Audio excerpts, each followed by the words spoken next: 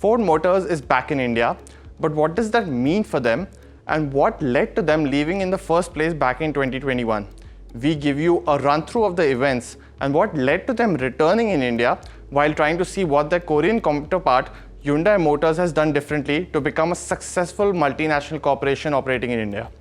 Ford Motors is expected to restart manufacturing at its Chennai plant, and the company has signed a letter of intent with the government of Tamil Nadu to utilize their Chennai plant back for manufacturing.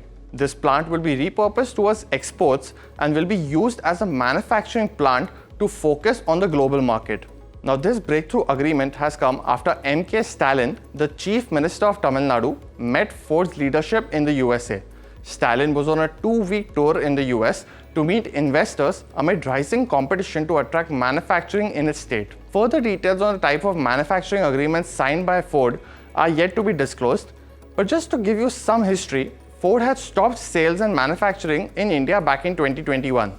They operated 2 plants, one in Chennai as well as the other one in Gujarat. Ford Motors, which had been operating in India for roughly 25 years until 2021, decided to exit the country following the footsteps of its other US vehicle maker General Motors. At that time, they had mentioned that the company was not able to find a sustainable path forward to long-term profitability that includes in-country vehicle manufacturing.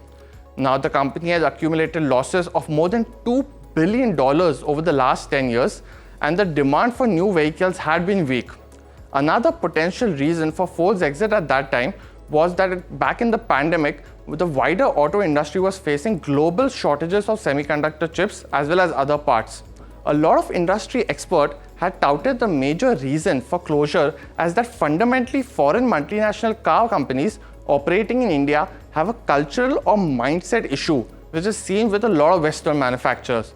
Their cost structures and the way they think about cost are not aligned with the needs of India. What's interesting is that Ford had another plant in Gujarat, which was bought by Tata Motors in January 2023 for 725 odd crores. Lastly, what has Hyundai Motor Corp, another multinational company and a close competitor of Ford back in the early 2000s, what have they done differently that made them stand out going forward as well? Now, Hyundai Motors entered India in the late 90s, but what they did differently compared to the American counterparts was that they didn't introduce their international models here in India. They studied the market and got a small car, entry-level car, which was the Santro, and which was a big hit which they applied for the next 15 years.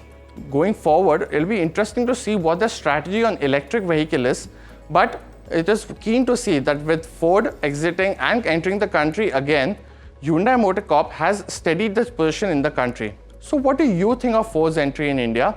And do you think that will materially change things again within the export market for someone like a Hyundai? Let us know in the comments below and follow NDTV Profit for more.